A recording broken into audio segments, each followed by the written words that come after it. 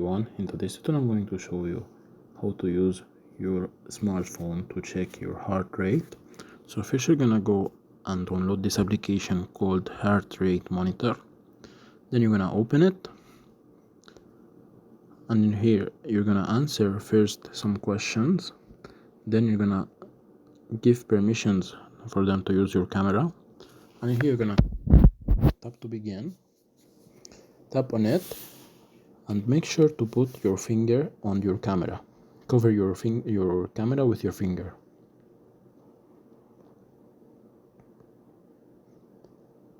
And in here it will give you your heart rate.